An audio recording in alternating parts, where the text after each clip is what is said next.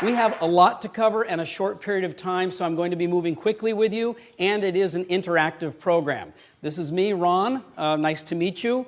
I am what you would call one of those people who really is a man on a mission. I'm one of those guys who loves what he does, is passionate about it, and enjoys bringing it to different audiences all over the world. I think I'm going to enroll you in the mission, and we'll check on that by the end of the day. I've been based in Singapore for the past 22 years. So people say to me, why Singapore? How'd you get there? I went there for a one-week project as a consultant. It's been a very long week.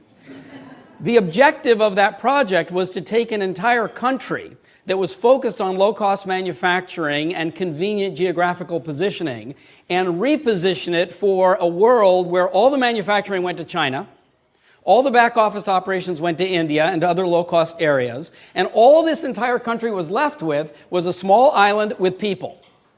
No natural resources, no oil reserves, no agricultural background, right? And the future of the country had to shift to be able to continue to create value for the world, for people like you and me.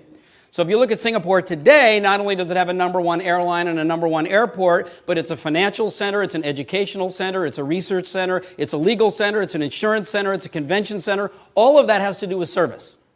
But the entire population had not been educated or prepared for service. They'd been educated and prepared to go to work in the factories.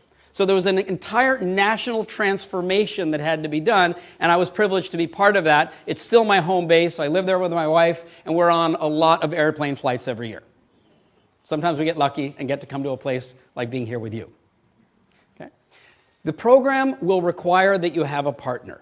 You need another human being that you can talk to, ask questions, listen to what they have to say. So I'm going to ask you in just a moment to choose someone to be your partner, but I'll make it easy. Would you please rub your hands together? Just rub your hands together. Okay, clap twice. Hands up. When I say go, all you have to do is turn right or turn left and say to the person next to you, please be my partner. Ready? Go. Go.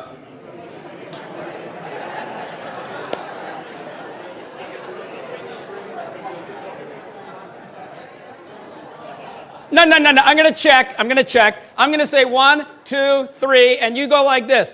Ta-da! Show me your partner. Here we go. 1, 2, 3. Yeah. Okay. So a couple of people went like this, and people on both. Please don't leave anyone alone. Let somebody have. Okay. There are 3 objectives of today's program. It's to make sure that you step out of here with at least one action step.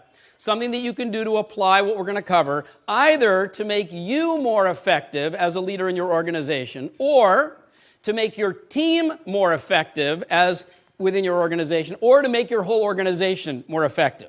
Turn to your partner and just let them know which of those 3 levels are you going to focus on for this morning. As you walk in, what concern is in mind? Your own effectiveness and performance, your team's effectiveness and performance, or your organization? Ready? Turn to your partner. Go.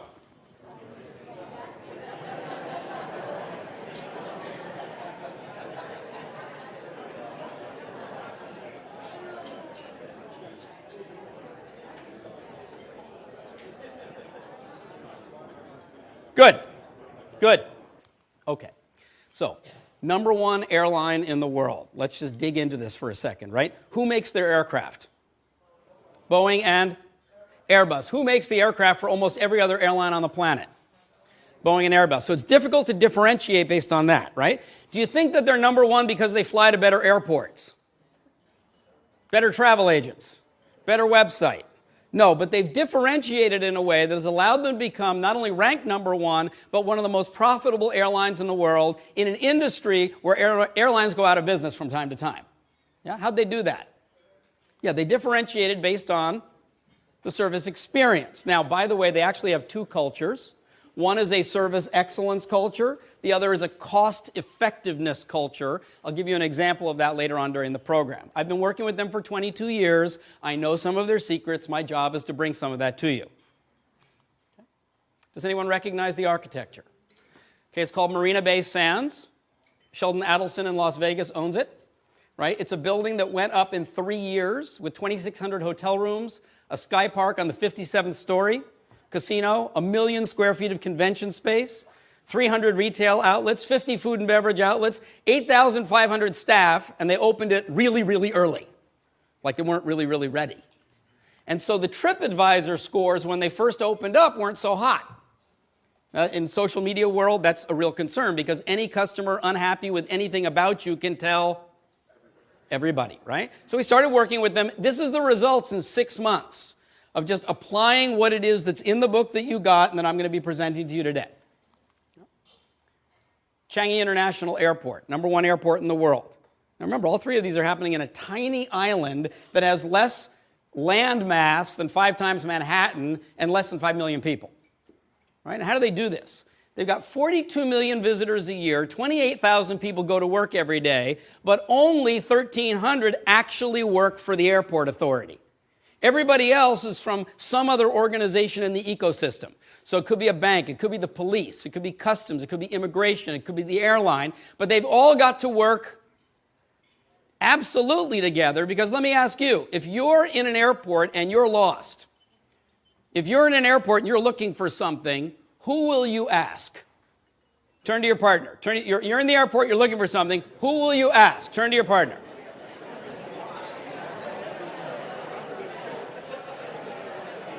Who? Who will you ask? Anyone. Anyone that looks like they work there, right? Which means the person who works in the pharmacy needs to know where the gates are. The person at the gate needs to know where the post office is. You need everybody being willing and ready to take care of everybody else. Clear? So it's an entire service ecosystem. And then we've created that with this kind of a mission. Many partners, many missions, one Changi. This is the problem in most large organizations. We recruit for this, marketing says that. We pay for this, we promise that. The customer asks for this, the boss focuses on that. I can see you're already giggling over here at the table, which means this looks familiar. Okay, my work with organizations and my objective with you is to make this look like that. By the way, that's all Singapore Airlines has been doing for 39 years. It's not that they're spending more. They've just figured out how to take every single thing that could impact the overall culture of an organization and get them aligned with each other to produce a common result. I'm going to check right now and see how aligned we are in this room. You know that the fundamental topic of the talk is about service. So what is that? This is not an unusual word. If you're working in business, you've heard the word. If you're a consumer, you're concerned about the word. But what is your definition of this simple word, service? So I'm going to propose a fundamental definition, and then we'll see whether it works for your job and your position in your organization. Okay? Would you agree with me that service only happens if someone does something for someone else? Okay? So service means taking some kind of action, right? Service doesn't sit in a box up on the shelf. Now, the action that you take has got to be something that matters to the person that you're doing it for. True? Some people would say it's got to be what they need. Some would say it's what they want. Some would say it's to their expectations. Some would say create satisfaction. I'm going to say that all of that is about creating value. So here's a simple definition. Service is taking some action to create some value for someone else. Okay, if it's self-service, you're taking the action to create value for yourself. Right? But I want to check on this because we have people in the room who do investment, who do construction, who do research, who do facilities management. Does this definition make sense given what you do in your organization? Is there some action you're responsible for and the purpose of it is to create some value for, and that someone else could be your end customer, it could be your internal colleague, it could be somebody within your economic ecosystem, it could be the government, right? Does this definition make sense for you? Are you taking some action, the purpose of which is to create some value for, so I'm going to call that service. Now, let's move ahead here. What then is excellence in service? What is excellence in service? Excellence in service, like service performance, is giving somebody a higher experience, right? Well, they would say not only was that of good value, but it was better value. What is this? What is a culture of service excellence? I just want to pause because I know we have a lot of engineers in the room, right? I mean, frequently people hear the word service and they go, oh, that's the soft side, right? That's the after-sale customer service side of things. I think you can see that's not the way I think about it. Often you hear the word service, people say it's the soft side, then you add the word culture, and they think it's really fuzzy. Like humanities only, right? Not the case. Talk to your partner for a second. What is a culture where everyone understands and is committed to and takes action to create an excellent service experience? More value for someone else. Talk to your partner. What is that?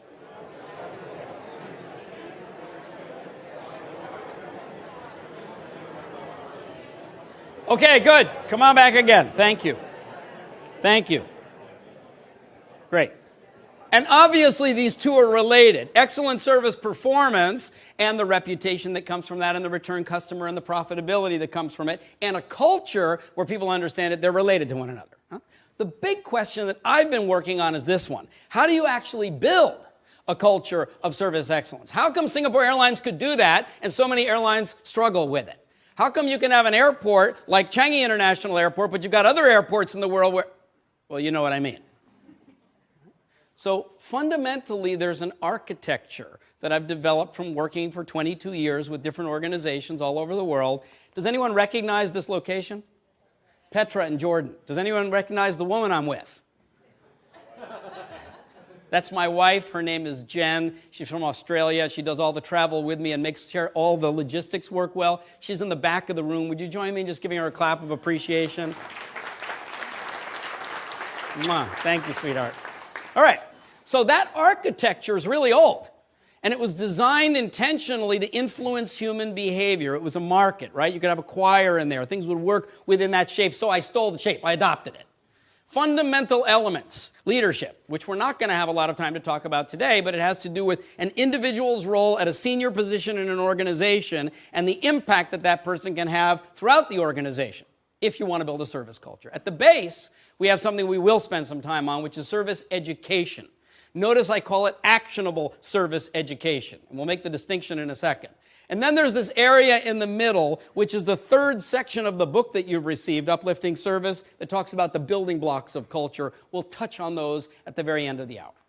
Okay, so let's get down to the base. Notice that I've used the word education and not the word training. What is the difference? People talk a lot about customer service training. Very few people talk about service education. What fundamentally is the difference between these two words? You train someone what to do in a certain situation in a certain way, right? That's called a script. That's called a procedure. That's called a checklist. And it's very important in certain situations. For example, we put people into boot camp in the military so that in case bullets are flying and you stop thinking, your body knows what to do. When this fellow goes up in the air, I don't really want him to do creative thinking. Right? We put them in a simulator and we throw tough situations at them so their bodies are trained what to do, which is why no one died. Right? Because both the pilot and the co-pilot immediately went to the checklist. They'd been trained exactly what to do. When this fellow goes in, I don't want him to think out of the box.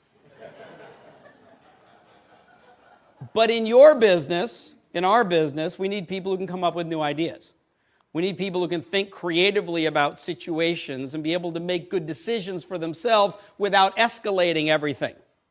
If all you've done is train somebody, do this in this situation, and that equals good service, rather than educate them how to think about service, how to understand fundamental principles and apply them in different situations, everything will get escalated and you'll become a bottleneck. I think getting people together like this works for this particular topic. We need to think differently about what else could we do or what else might a customer need. I also believe that it can be enjoyable. Because in this particular space, called creating value through service, there is a skill set, but there's also the mindset. There is getting it right, but there's also having the right attitude. Yeah? So this has been working now all over the world. This group has taken what I'm showing you, translated it into 14 languages, and teaches it all over the planet to their team.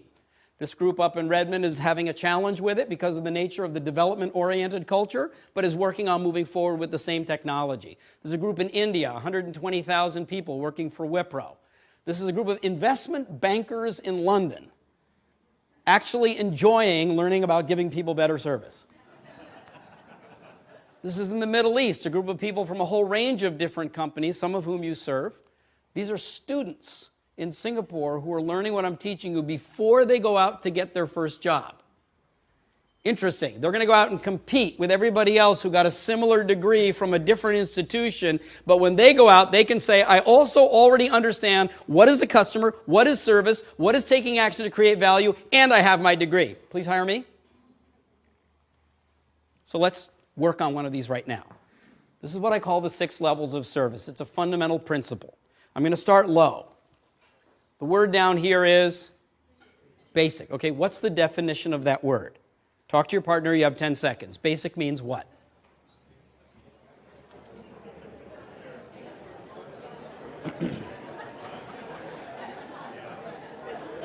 Okay, yell it out, tell me. Basic is fundamental, basic is minimum, basic is? Basic is basic, thank you. That's basic. So basic is the minimum, but I'm going to refer to this as what I call the bare minimum. And an example that most of you would have experienced at some point in your life would be to get into a taxi that smells bad, with a driver who's in a bad mood, and he's a bad driver, right? Did you enjoy the ride? No. Did he get you to your hotel? Yes. What level of service then did he provide? Basic. And here's how to say it. It goes like this. Basic. Try it with me. 1, 2, 3. Basic. How do you feel? Depressed. Down, right? By the way, does that ever happen inside an organization? All the time? Bring. Okay. Let's take a step up. 1 step up is average. This is normal. This would be industry standard. The word I use is expected, okay? And by the way, in the old world, what was the definition of customer satisfaction? Meeting customer expectations. You'll see how obsolete that is in just a few minutes. Okay? So expected would be like getting in the taxi and telling the driver where you want to go. Do you expect that he knows how to get there? Yes or no? Does it always happen? No. If you had a driver who says, where do you want to go? You tell him and he says, where's that? When he says, where's that? How do you feel? Good or bad? Right. He could go the long way. He could go the wrong. Now, eventually, he gets you where you want to go. So he meets the basic, but it's not what you... There's the difference. Here's how to say this one. Would you please cross your arms? Cross your arms. Thank you. Take the sound of your voice and move it up in your nose. So it goes like this. Expected. One more time. Here you go. 1, 2, 3. Sounds like the finance department. Okay, just kidding, just kidding. So what happens if we go beyond expected? The next level is what I refer to as desired. When you take some action that creates some value for somebody else, and the value you create is what they were hoping for. It's where they say, that's the way I like it. That's what I prefer. Thank you for doing it for me that way. By the way, different people desire different ways, right? Some want it fast. Some want you to take their time. Some want flexibility. Some don't make me think. Some just want the lowest price. Some want to know all the options, right? So when we take action that creates value the way they like it, that level is called desired. Here's the way to say this one. Little morning exercise. Would you please move your shoulders? Just move your shoulders. There we go. What's the matter? Your shoulder's broken. Come on. Here we go. Okay, and add the sound. Desired. Try it. 1, 2, 3. Go. Here we go. Desired. Aren't you amazed that we're doing this? So show me the 3 levels. Down low is what? 1, 2, 3. Basic. Cross your arms. 1 step up. Expected. And shoulders.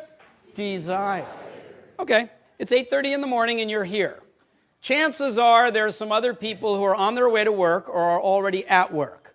And if we had a video cam and an audio pickup to see exactly what your colleagues were doing, can you identify some things that your colleagues would be up to that somebody else would say, yeah, they did it, but they really just did the bare minimum?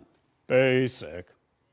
Is there something else that the camera might pick up where you looked at it and you'd smile, you'd go, I'm so glad they did that, because you realize the person they did it for would say, thank you. That's what I hoped for. That's what I Desired. Now, they may not use exactly that word, but you get the distinction, correct? Okay, talk to your partner.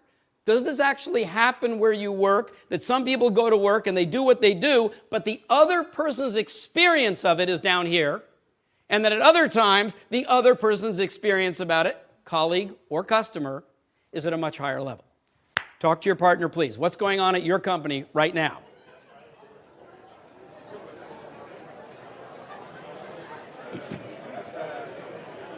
Come on back. Let's keep going. There's more stairs. Down low, we have the bare minimum. It's called basic. Next one is expected, followed by desired. What's higher than desired? Is when you do something for someone that they appreciate but they did not expect. It wasn't already in their mind, I hope. Right? That level I call surprising. Now let's do an audit. Has anyone ever given you a surprise gift or a gift that was supposed to be a surprise? Right? Birthday, Christmas. They thought of you, they bought something, they wrapped it up, they gave it to you, you opened it, and you went, ooh! It really was a nice surprise. Ever happen? Happened. Has anyone ever given you a gift? They went out, they bought it, they wrapped it up, they gave it to you, and when you opened it, you went, and then you pretended to be surprised, to be polite. Okay? It's happened to all of us. What was the difference in those two situations? Given that in both cases the other person thought about you, took action, bought something for you, wrapped it up, presented it to you, intended to give you a nice surprise, but in one case it worked, in the other one, it didn't. What was the difference? Talk to your partner.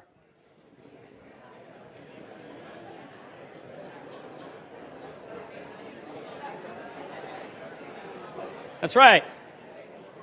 That's right. The fundamental difference goes back to the fundamental definition of what is service. Service is taking action to create value for someone else. So in the case of, they actually got something that you value. They understood you. They were current, right? They got you didn't expect it, but you liked it. Over here, maybe they got you something that they value. Ever get one of those? Oh, I love it. I'm sure you're going to love it too. No.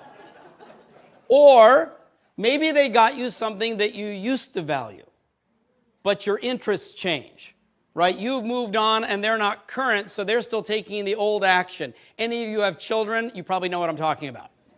I still remember the day I bought my daughter a Barbie doll and she had outgrown the Barbie doll. Right. Oh, Dad.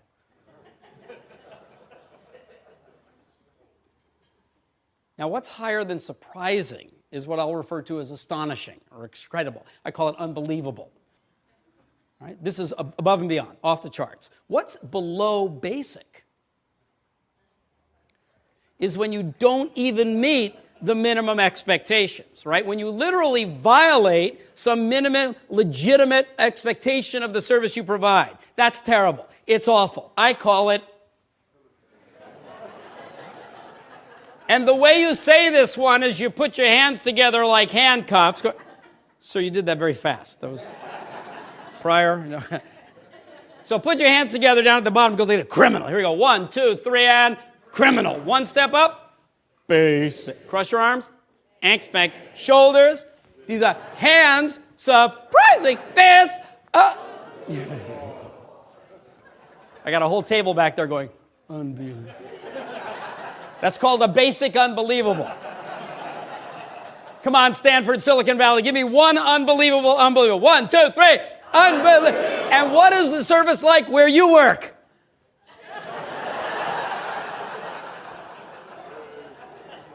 That was the most thoughtful pause I've heard around the world in a long time. Okay, important question. Where is excellence on the 6 levels? Excellence is not one of the words that I use to define 6 levels of service. And by the way, this applies to internal service providers, external service providers, service leaders, managers, supervisors, frontline, customer-facing, internal-facing. It makes sense for anybody. But my question is, where is excellence on these 6 levels?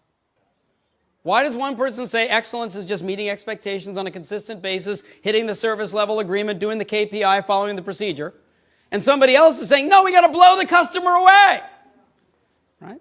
People have different opinions about this because these 6 levels are not fixed. This is not stairs. This thing is an escalator. And it's always going down. And what I mean by that is any organization in the room that does something new, the first time it's new. The next time it's not new, it's nice. And then nice becomes normal, and the normal becomes no big deal, and the escalators are going faster and faster and faster. Here's proof. Don't laugh. That cost Google $12 billion. Come on. But today we laugh. When it first came out, it was unbelievable. Today, basic. So back to my question. If the stairs are slipping down faster and faster and faster, what does that mean? Where is excellence on the 6 levels of service? Talk to your partner again. Where's excellence if the stairs keep slipping down?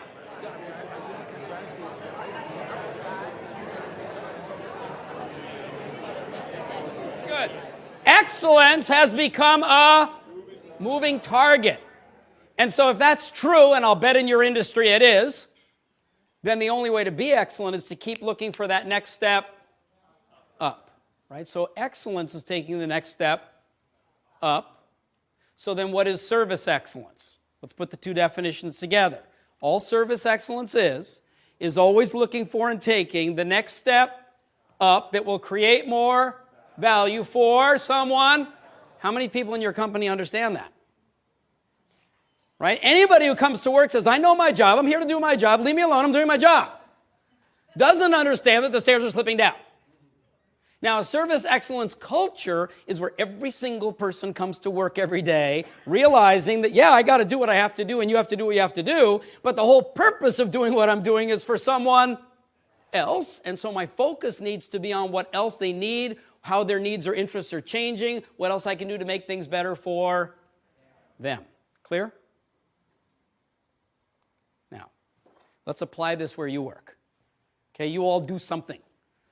Maybe you're handling email most of the day. Maybe you're on the phone. Maybe you're in meetings. Maybe you're writing reports. Maybe you're doing research and development. Maybe you're putting together new deals. What would be one example of doing one thing better than you normally do? And you could actually take that step, and if you did it, you'd know it was successful because someone else would say to you, ooh, thanks.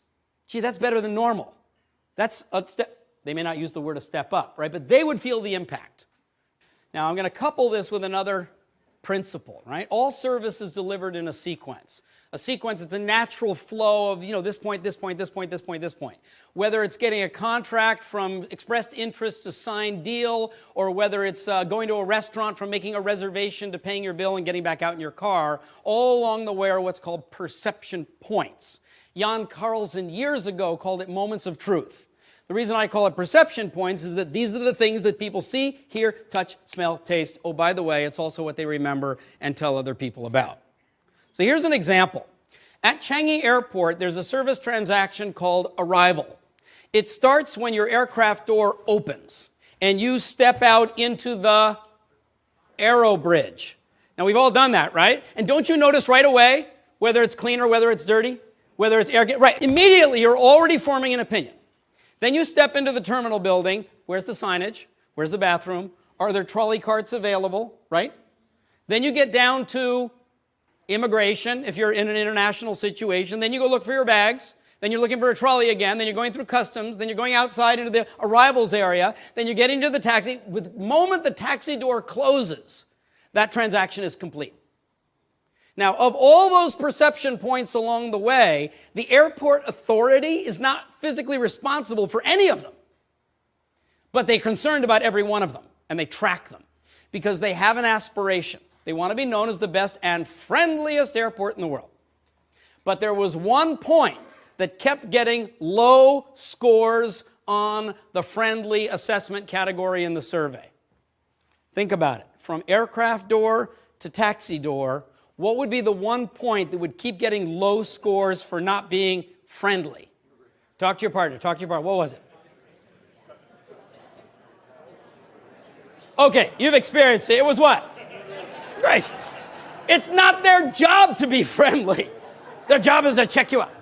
But if your aspiration is to be the friendliest airport on the planet, you will not have an excuse and just say, well, that's the way it is. It's the nature of the job. So what they did is they dug in and they thought about asking the immigration officer to make small talk and blah, blah, but that would be a problem because there was a KPI called speed, right? So they analyzed it further and they solved the problem with this. They simply put a small container with little candies on every single immigration counter. And they taught the immigration officers a new script with one word. Sweet.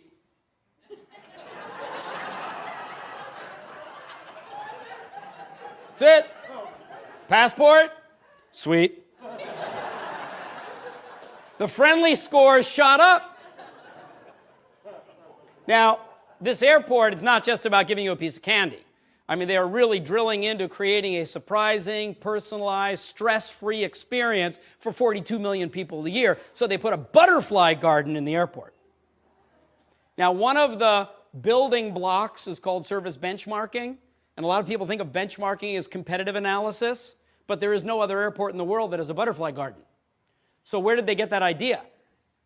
Well, where else in the world do families go and have to spend some time, and sometimes there's high stress? Hospital, hospital. And some of the best hospitals in the world have gardens, and then some of the best gardens in the world are butterflies, where you can literally just stand still and they'll come and land on you, and you'll leave there going, what an airport. They have a 4-story slide to tire your kids out. Wouldn't you appreciate that? What's that got to do with aircraft? It has everything to do with this, which is what drives them. They're after giving you an experience, and whatever it is they can do to improve the value of your experience, to them, that's what turns them on. Now, this is B2C, what we were doing. This is pure B2B. Vopak is the largest chemical and oil storage company in the world. Shell, ExxonMobil, Texaco, etc. are all storing with these guys all over the planet, right? They took the same technology and they mapped out all of the perception points on a very common transaction when a customer comes to the terminal. But then they did the hard work. They drilled down under every point to see at that point what would be criminal, basic, expected, desired, surprising, or unbelievable. And because they have terminals all over the world that are doing the same thing, they could share easily now best practices, innovative things. Let's try this. It worked in this culture. It didn't work with that. That's what this customer appreciates. They keep it all in a database. Now, you get it? Oh, then they did it again for visiting a customer at their office. And then they did it again. And then they did it again. And then they did it again. Even on something like handling a customer complaint or a compliment, they mapped it out. And every single perception point along the way looked at it from the other person's point of view. What would be violating minimum expectations, barely getting the job done, industry standard, the way they like it. How can we surprise them? Come on, let's blow them away. Unbelievable. Talk to your partner for a second. What might happen if people in your organization used a simple mapping process like this and actually drilled in to look at all of those points? Would they be able to find some points that could be stepped up? Would they notice some that had slipped down? Would they see spaces where they can take action to improve? Talk to your partner, please. Go.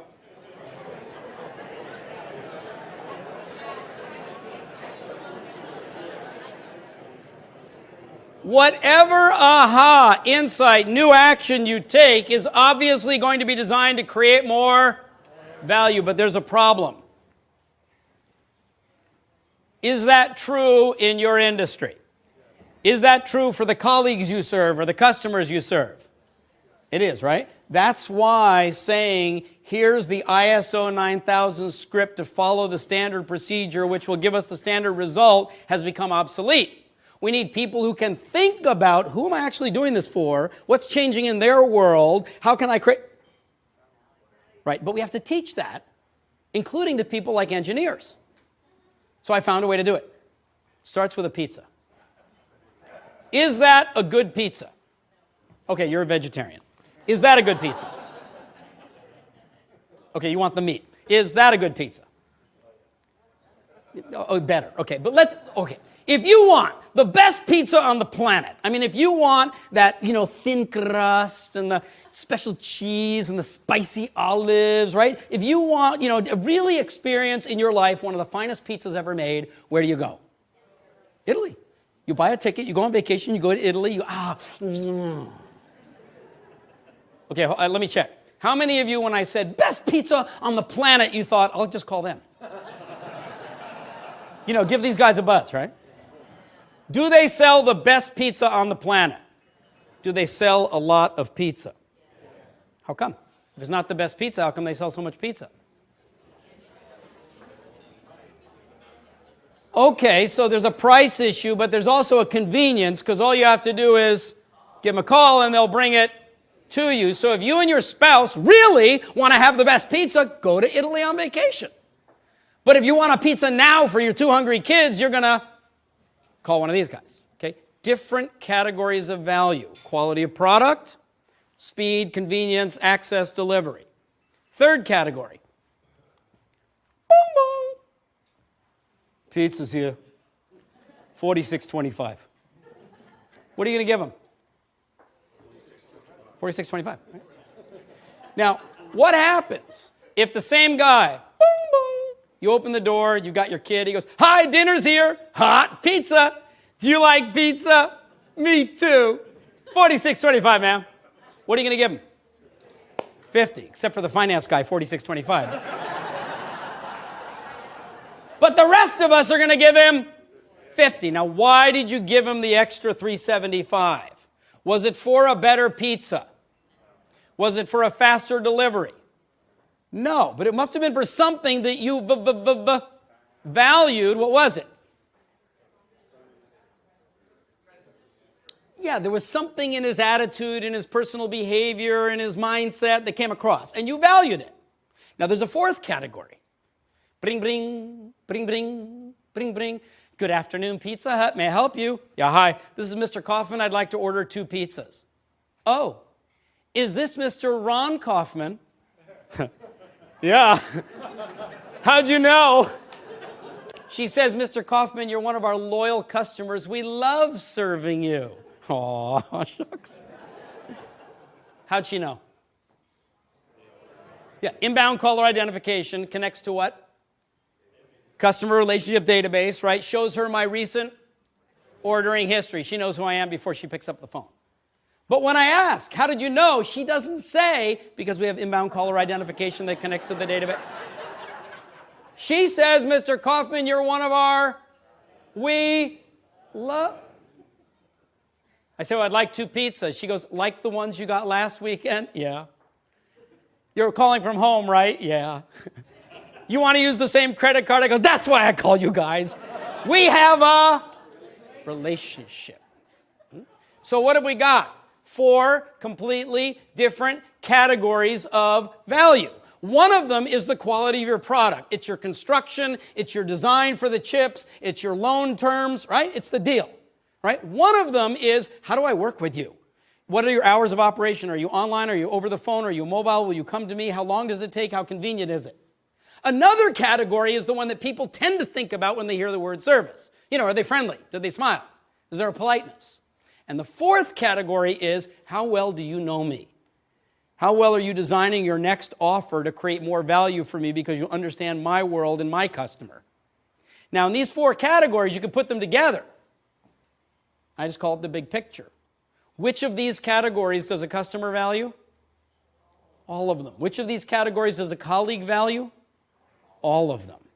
It's the experience that people value. And now there's a fundamental diagnostic tool that's not difficult that even, honestly, some of our biggest clients are IT companies because engineers go, got it! Now I can diagnose this thing. I can take it apart. In fact, I can even put that in each and every one of these 4 categories and start to see where are we strong, where are we weak, where are we slipping, where are things moving fast, where are they moving slow. Time out. Which of these 4 categories can you right now see, whoa, in my department or in my company, here's an area we should be stepping up. Everybody take a deep breath. Let's face it, we have some of the smartest people on the planet in this part of the world. The really smartest ones are obviously in the room. Right? And all of you realize now, no matter what it is that you do, you're in service to somebody else. But how many times did you actually study and learn about fundamental principles of service? It's not generally taught, right? And it's not something that you can send somebody to a class once and say, okay, that's done. I mean, how many times did you learn math? And did you learn reading and writing, right? I mean, it's something that we need to study and keep developing. So what I've shown you is a piece of some of the fundamental principles about service improvement that are in the classes that I've created. And there's other classes and more principles, and there's even more after that. And everything I'm showing you here is in the book that you got free this morning. So, what was that thing in the middle? Let me take a moment on this as we wrap up. There's 12 of these.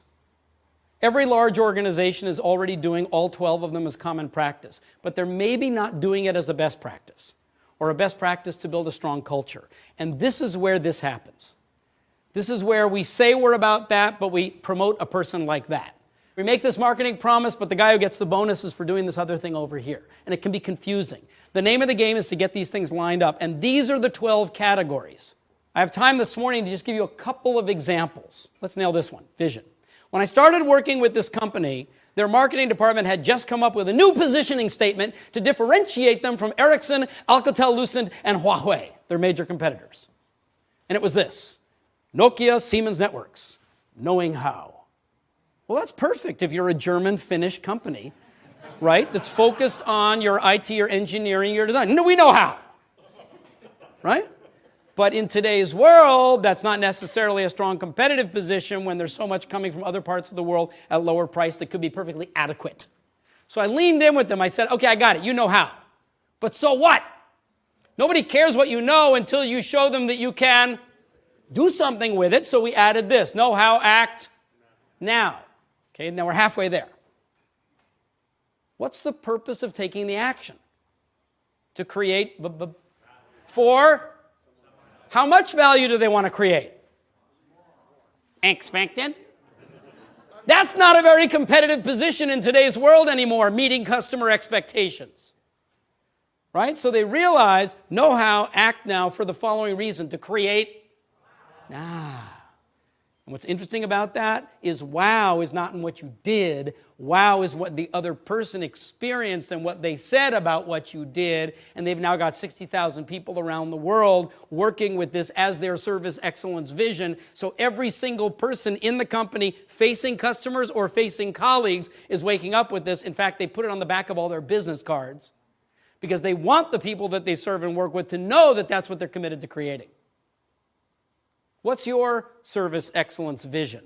On the building block called service communication, what's on the screensaver? What's at the bottom of your signature file? What's in that video clip that the CEO did? What's on the agenda for the meeting? What's on the walls? So, Changi Airport, 28,000 people every single day. First thing, they have to go through security. Second thing they see, boom. Oh, now if you turn right or you turn left, you walk down a long hallway, and on that hallway, constantly, ceiling to floor, are these major posters that all have one common theme. And every time I go to the airport, I walk down that hall. I like to go through the staff entrance just to kind of see what's going on. Every single quarter, all these posters change. But they're just constantly about service. Now, I get that this is a B2C service environment. That's what they're really about. But how do you become number one in the world? By keeping that topic, service, service, service, on people's minds. So what's on the walls where you work? Really? What's in that pantry area? What's on your screensaver? How long has it been there? How fresh is it? Right? Everything I'm showing you here, every quarter, it changes. Now, if you don't have really cool-looking walls, at our website, there's 100 high-resolution posters in color, all copyright provided. You can download them for free, print them out. Don't put 100 on your wall all at once, okay? But you can go there and get them all and then use them. Here's an interesting one. This is where Singapore Airlines really stands out and makes a lot of money. Now, when people see this, they usually think about money. Singapore Airlines goes the other way. They are cost-effective on the inside, service excellent on the outside. So if you see it, they'll spend money on it. If their staff see it, and the staff are proud of that. They've created a very intense culture. So the most prestigious award that you can win is called the Managing Director's Award. What did they do? They named an award after the top person in the company. Who? But it didn't cost them anything. Number two, the only way you can win the award is by doing something that aligns with their vision, which is service even other airlines talk about. So you can't win the award for following procedure. You have to do something that some other airline would say, wow, did you see that? Then the award itself is a dinner with the managing director. Doesn't cost much because the airline caters the dinner. During the dinner, they take a photograph of you, if you're the winner, receiving an award, which is a certificate, piece of paper, with your mother or your father or your husband or your wife standing in the picture too. So you get the certificate and you get a copy of the picture. Where does the certificate go? Up on the wall. Where does the picture go? Goes home. What's the impact of that? Everybody's family is also now tied into the fact that the person works there. In Asia, that means she can never quit. Then they take the same story and they write about it in the newsletter that goes out to 25,000 staff in 65 stations all over the world. That doesn't cost anything because they're doing it already. And they've created, look at that. It's not that they've spent more money. They've just focused themselves on always focusing all their people on creating the same outcome. Taking action to provide service that even other airlines would talk about. What kind of recognition can service providers get in your organization? What if somebody does an outstanding service recovery? What do they get? What if they come up with a service innovation for improvement between departments? How do they get recognized? What if a new person comes in and tries something new and does well? How's the other people in the company going to know it? It's a very interesting topic, this service recognition, because it doesn't have to cost anything. And you could do it with a text message as you're leaving here today just by thanking someone else. This gentleman is known as the Bill Gates of India. His name is Azim Premji. He's worth $14 billion. He owns a company called Wipro. Wipro is an IT company, a bunch of engineers, software developers. They do all kinds of back-end work, systems integration, convergence, thought leadership, etc. An engineer sent me this. I'd never met him because he was taught by somebody I taught to teach within his company. That's how we scaled. Interestingly, in the red box were these metrics. Okay. They found some way to track an ROI or at least an impact of this service improvement effort. Found a way to measure what matters. I want to know what matters where you work. Some companies will say, well, service is nice to have, but it's not essential. If our technology is better, we'll win. Some people say it's really just about the price. So how would you know whether or not you're actually getting an impact, a return, on a service improvement program or a service improvement effort to improve inside your organization? Talk to your partner. What would you measure? What is it that matters?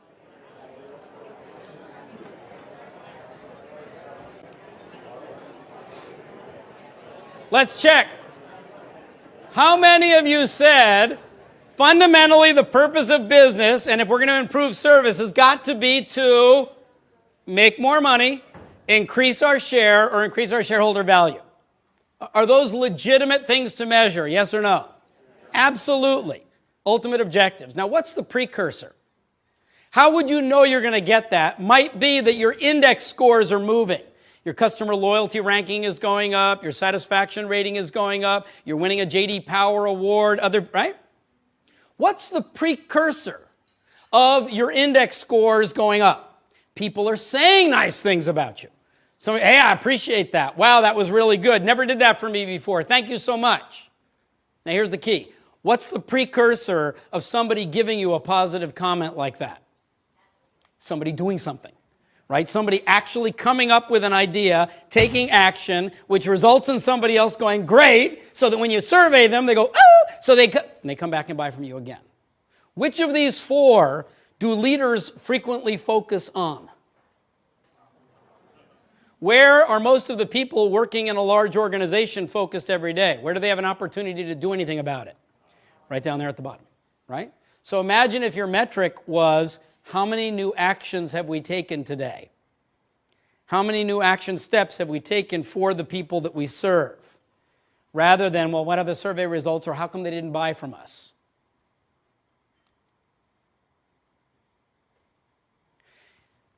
Some of these are easy to implement. You can tweak them like that. Some of these take an investment in time, in a roadmap to actually use this as an architecture to engineer the development of a culture. Don't try to change everything all at once. People will think you drank Kool-Aid, right? What you want to do is really think through where's the opportunity. But this last one and my last story is because if you do all those and your own personal role model is not showing that you believe it, will other people believe that you're serious about it? No. If you're working on the other ones and they're not right yet, but you're working on it, but your personal role model is strong, will people believe you? Right. So, this was taken in Sweden. An American consultant went to a Swedish factory. He was from California. He wasn't used to the weather. He got picked up at the hotel by his Swedish colleague. They got to the factory really early. And the guy parks way at the far end of the parking lot away from the factory.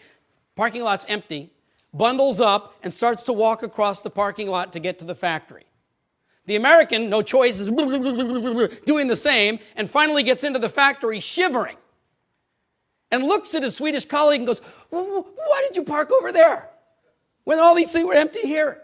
And the Swedish guy looked at him and said, what, you don't understand? He goes, no, I'm freezing. He said, well, we're here early. I know, why didn't we park? No, but then we had all the time in the world to walk across the parking lot. It's our colleagues who come later, closer to the time that we open, who will need the convenience of being able to park closer to the building. Doesn't that make sense?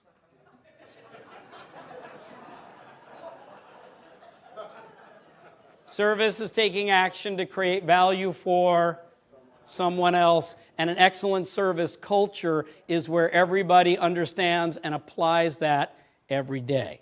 The architecture, or I call it the proven path to building a culture that delights your customers, your colleagues, and everyone else you meet, is what the Uplifting Service book is really all about. But what I'm really all about is bringing this to every single person on the planet. And so if you will take what you've got this morning and share it with other people in your life, then you help to make this mission come true. I'd like to say thank you for that and for being here this morning. Hands up, turn to your partner, repeat after me. Oh, partner. Oh, partner. Thank you for being my partner. Give him a high five. Yeah. All right, everybody, thank you very much. It's been a pleasure to be here with you this morning. Thank you.